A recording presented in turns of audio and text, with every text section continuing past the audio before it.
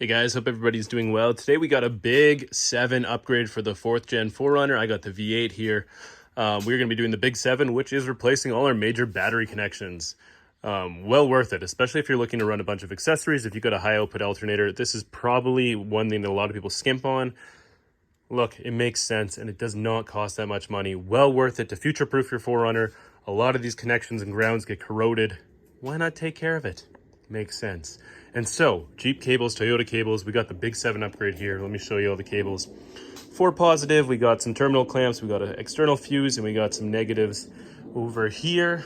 Guys, the quality of this is just fantastic. Everything is pre-labeled, which I love. It makes it so easy to connect. It shows you exactly where everything goes. And so you're probably wondering what are each of these cables? I'm going to show you over here. I got it written on the board.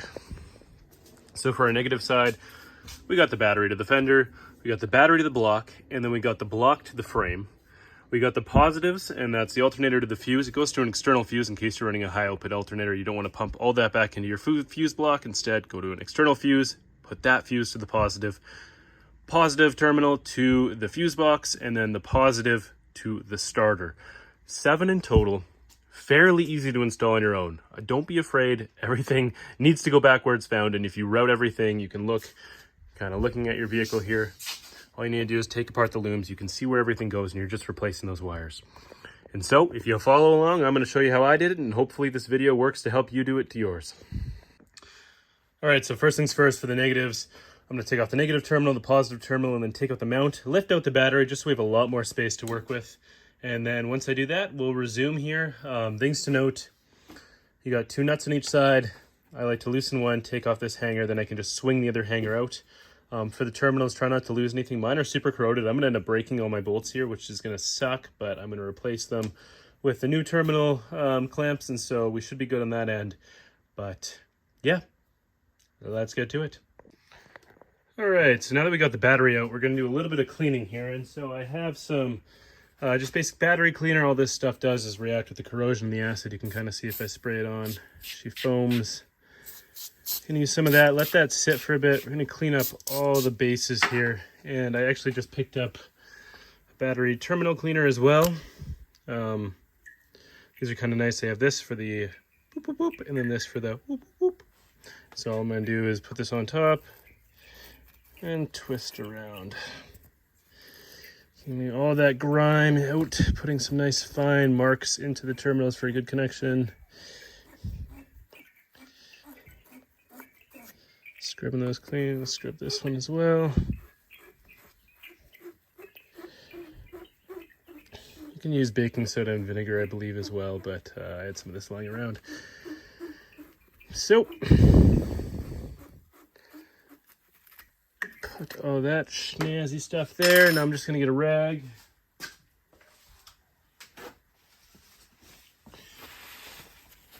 And take that rag and clean these suckers off.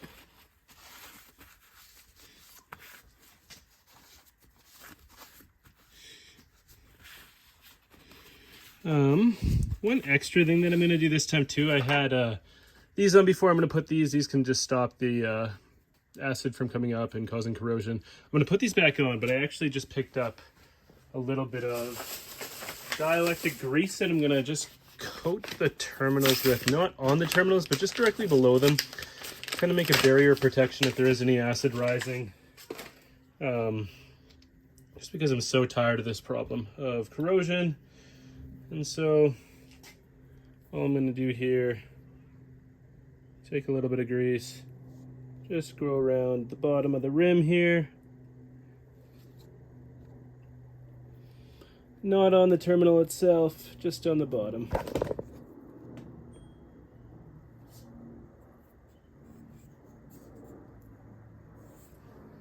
And then same thing with the negative side.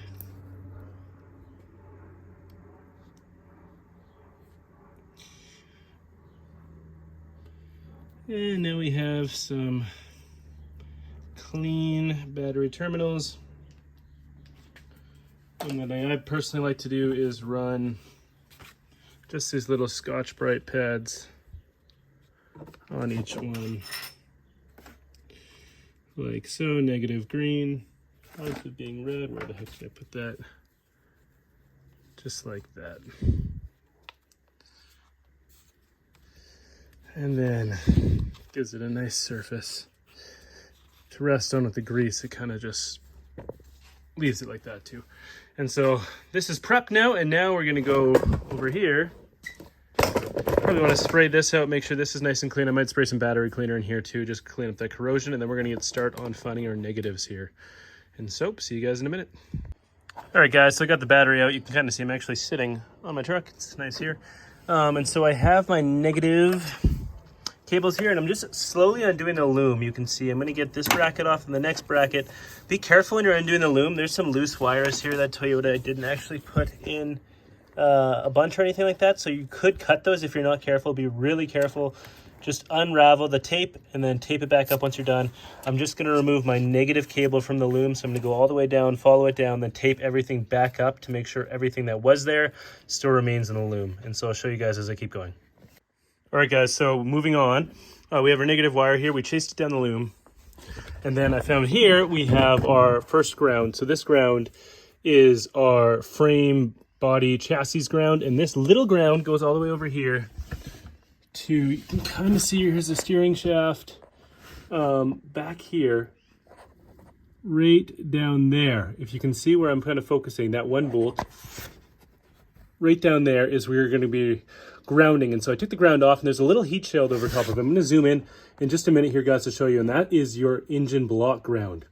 And so, one sec, I'm just going to change camera angles. So just to kind of situate everyone, if I have my transmission skid plate here, I have my U-joint here, my lower control arm here, I'm going to look up behind the lower control arm, and there's just going to be a thing of plastic, okay, when you first have it. So I'm just going to move some stuff. There's going to be a heat shield here, but then you're going to find this little ground.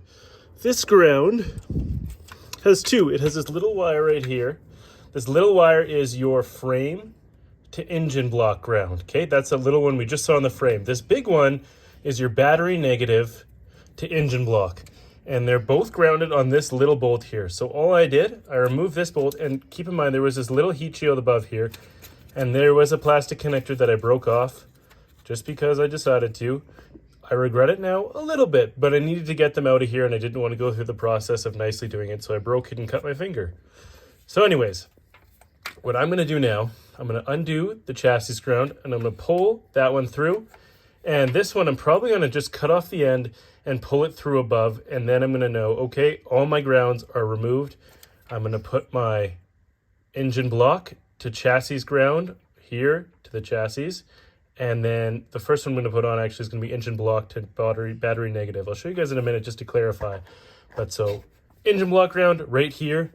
Chassis ground, if we go back over to the other side of the frame. See if I can take you guys there while underneath. Right there. So let's get to it. All right, so coming back to this side, it was just a 12mm bolt, and now my chassis ground is loose. Woohoo! So you could keep it in the loom or you could take it off. It's really up to you. I'm probably just going to cut mine and pull them out just so I don't have excess wires in here. So that one's loose. The other side is loose. So theoretically, if I wanted to, I could pull it out. I'm not going to do that. What I'm going to do now is just prep this area. So I'm going to just sand it really quick, make sure it's a really nice, clean contact. And then I'm going to prep the wire to go there. So let's do it. All right, so now we're going to get to installing all of our wires that we took off. The first one's going to be the easiest. This is the Fender to the battery negative. Keep in mind, I did clean off this surface. I just made it real nice with sandpaper, and now I'm just going to take the bolt, screw her in here, tighten it up good, make sure we have a really strong connection, and oh, this is a 10, my bad. Nice and tight.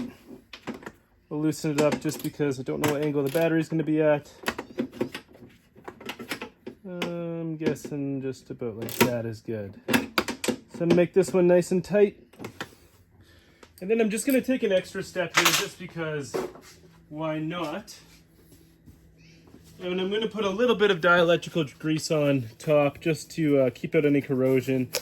make a little barrier for any potential corrosion and gunk to get in between my ground, as I am so sick of bad grounds in my life. So I'm going to take a tiny bit of grease, just go around the edge of the bolt where it meets the frame, just making a nice little layer there. And voila!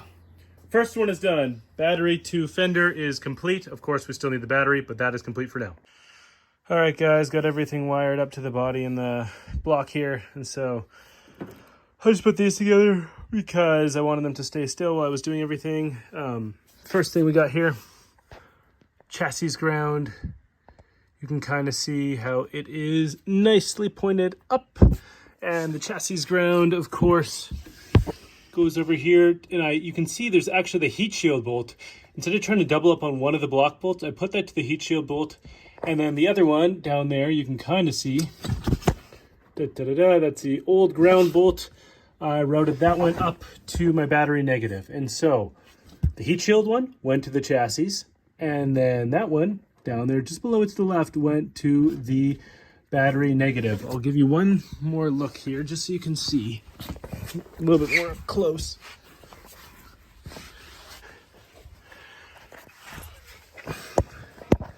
So down underneath, one right above me is chassis ground to engine block, and then over here to the left is engine block to battery negative. Got two strong grounds there. They're nice and tight. Both are on the block. I'm really happy with them.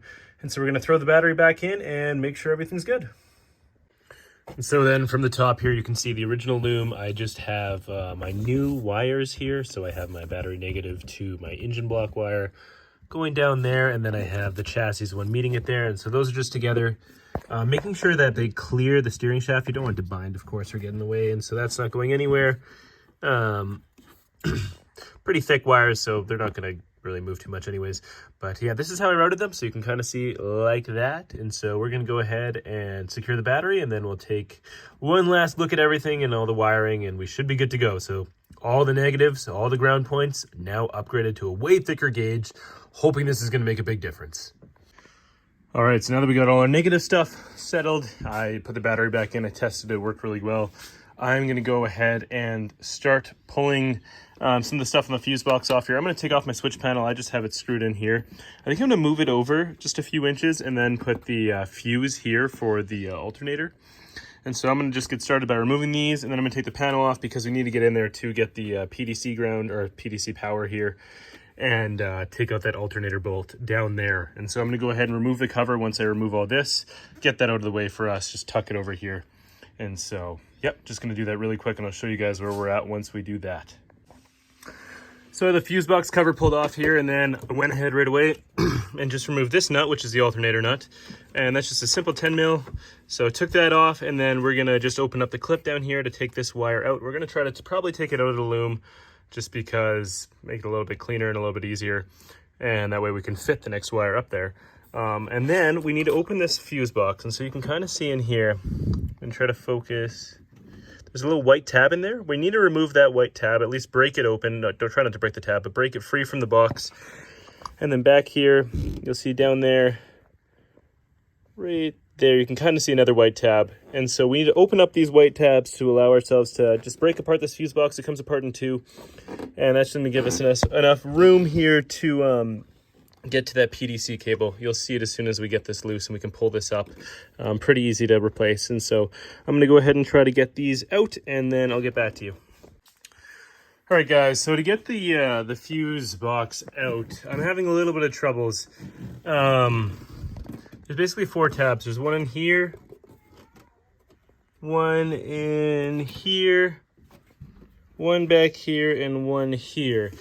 And then there's tabs on the outside here that allow you to kind of pry it out. So what you basically have to do, put a screwdriver in there in between the metal tab and the plastic tab, and you want to take your screwdriver and twist it so you're prying against the metal tab, and it should release. Where I'm having a little bit of troubles is everything is still super rigid. And so I know you need to split these apart, but I have a fuse somewhere. Some of my plastic is fused somewhere, so I don't know if I'm going to be able to do this right now, but pretty simple. So you have your line coming in here. So when you're replacing it, you're just going to go take this line, take this out, and it should connect on this side. You might be able to see some of the connections here. Once you raise this fuse box, you'll be able to see exactly where it connects. I'm not too sure which one of those, or if there's another one over here, but it does connect to one of those. So what you need to do is crack this open and then lift these, so split these apart. There's some thin little channels here for splitting. You can kind of see right there, and right up there is where you would split it apart. So you just go inside, and I can't really get mine. You see, it's just a little bit too seized, which is frustrating. And so I'm gonna have to probably save this for another day and clean up some of the wires, but that's how you get to this one. The other one, the alternator bolt, as I showed before, you just pry out the clip from the side and then it will be loose. And then you have your wire here. And so I'm gonna go ahead and close my fuse box again, just put everything back together, but that's how you would do the PDC wire. And so now we're gonna move on to the alternator. All right, so I got my fuse box all put back together here, and I just zip tied, drilled 2 holes here, zip tied this on. This is where we're gonna put our alternator fuse to, our alternator wire to the fuse, then fuse to positive. And so I got my alternator wire here, and so this goes down into the loom here. I already cut these because these are my grounds.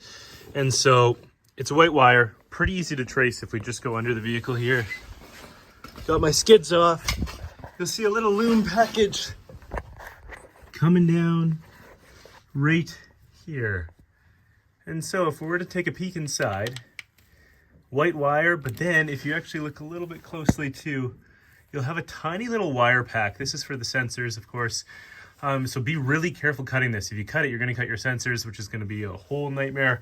And so what I'm gonna probably end up doing is, I think I'm gonna cut my alternator wire up top, making sure there's no wires next to it. And then I might also cut it down here somewhere and then pull it out, but I might end up just cutting it next to the alternator, next to there, and then just doing a big job of removing everything when I have a little bit more time and maybe more of the truck apart, and probably on a lift because on the ground, just not too much to work with here. But yeah, so this is the loom, just some typical clips around here, and then it goes, if you look, your alternator is right up there, and it follows here. You'll see the sensor on top there, and then there's just going to be your power right here. And so we'll take that off, unclip it, and then there's going to be a clip, and then we'll take that off as well. I'll show you how to do that. I'm just going to open up the flare here on the side. Sorry, what am I trying to say? The fender cover. What am I thinking of here? The splash guard. I'm going to open up the splash guard and show you from another angle. All right, so if you come around here, you can kind of see the V8 has the alternator right there. You got one group of sensors up top there. There might be another one down there. Can't really see. And so we just need to take this clip off, and then we're just going to undo the bolt on it, and then we should be good to wire the next one in. All right, so I'm just next to my alternator here. To get this off, we just need to use a little pick tool. Reach in behind and just pull her off like that. The clip should come off, and then you'll have your electrical connection. And so that looks like to me just a 10mm bolt. I'm just gonna grab my wrench here. All right, so now that we're under the truck, all we have to do to get this clip off is we take our pick, go behind it, and pull. I already had mine off a little bit loose, and then we got a 10mm here, and I already cracked mine. Yours might be a little bit corroded. Make sure to use heat if it is. And you just undo that. And then that'll come off nicely like that. Not too hard at all. And then of course you have your sensor up there. You're welcome to take that one and unplug it if you want while you're working on everything. I might do that and just unplug it and then unravel mine a tiny bit just to create a little bit more room for the next wire. And so what I'm gonna do, I'm gonna unplug this one up top, and then I'm just gonna unravel a little bit. I'll show you guys as soon as I do that. Okay, so we managed to get the nut off, and then we put the new connection on. This is the alternator wire, of course. You can notice I trimmed the other one, and so all I'm gonna do now is put this old connector over top, make sure it's on there nice.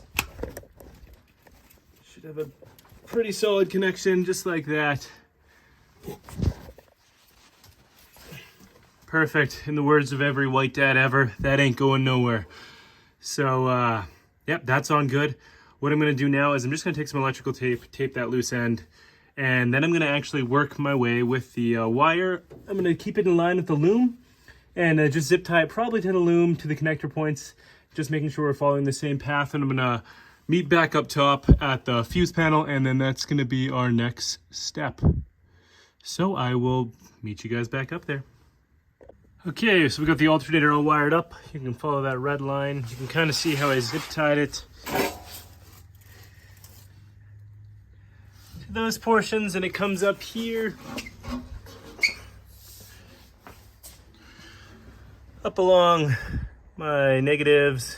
I'm gonna trim that cable still, loops around straight into our fuse. And so I have this connected here, then I have a 200 amp fuse. I'm still in my stock alternator, so I have a 200 in here. I could put a 150 in, I just have a 200 in because I'm gonna be changing the output pretty soon here and tuning it up. And I think that should hit around 200. I might put a 250 in. We'll see just where the output in the alternator is once we do a rebuild on it. So I have the fuse going up to here, and then this one's gonna go positive battery. So yeah, that is the alternator wiring. And so now I'm gonna put the positive battery back in, and we'll get everything set up. All right, so we're pretty much done like the big 5 right now, just because we have the 2 cables left over. If you look down here, these are the 2 we have left. We have the starter cable and then the PDC, the fuse box cable to the positive. That's just this black one here. I didn't replace it, if you remember, just because I could not get the fuse box separated, and I'm on a little bit of a time crunch. And so that's gonna be a thing in the future. I'm gonna hopefully make a video on how to get that fuse box open. In the meantime, I'm gonna link a video on the screen right now that just shows kind of what it looks like when it's separated. And so I'm gonna show that. And then the other wire that I didn't replace was the starter wire. And the starter wire is right here. You can kind of see it's the first one I have on here. It's got a little tab on it. And the reason I didn't replace it is because in order to get it off, you can kind of see it goes down there, and then it goes behind, and it goes under the intake manifold. I'm going to link on the video 2 videos that I found that show a really great disassembly of the intake, and then showing you where the starter is and then where the connection point is. I believe it's like right here once you take everything off. I'm on a little bit of a time crunch, but I'm going to link the 2 videos right on the screen right about now. So if you click on either of these, you will be able to kind of see what it looks like to take that off. But otherwise, I have everything completed here. So I have my grounds, everything's good. I have my fuse set up. Fuse, alternator fuse goes to here, and then I have my PDC here. I have on this side just the anchor. On this side, I have my switch panel and my starter. And everything, I just put a little bit of battery sealant, a little bit of dielectric grease on just to keep any corrosion out. And yeah, it looks great. And so I'm gonna start it up here, and I'll show you guys if it works or not. Where are my keys? That's a great start. Oh, here they are. So if we give it the little, good sign. So go over here.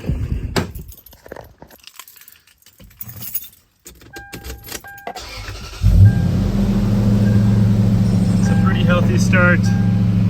ECM voltage, we're getting about 13.9, which is great on startup for hot. Yeah, if I give her a little gas.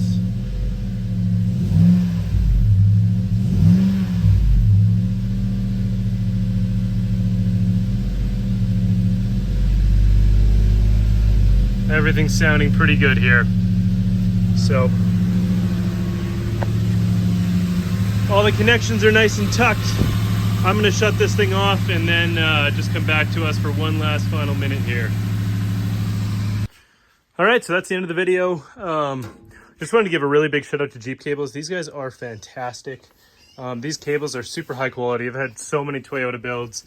They also have super fun stickers. Look at that. And so I would highly recommend them. There's a lot of temptation to kind of make your own wires, but having these guys make it with their high quality copper, their machine crimps and everything, they have pre-measured lengths, kind of a no-brainer. Once you buy all the tools, it's going to cost you way more than it actually costs going through them. I talked with them through the process of installation. They were super kind, super easy to reach out to.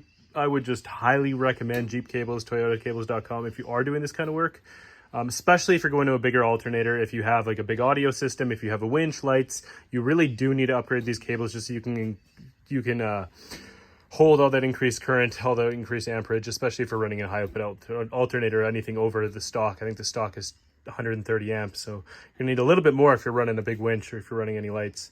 And so it just keeps your vehicle a little bit healthy too. When it needs power, it gets power. You need bigger wires to carry the power. And so anyways, guys, that's the end of the video. Thanks for watching. Feel free to comment. Feel free to like and subscribe. It helps. We're almost at 1,000 here. Almost got that partner status. So working towards that. But anyways, guys, have a fantastic day and see you later.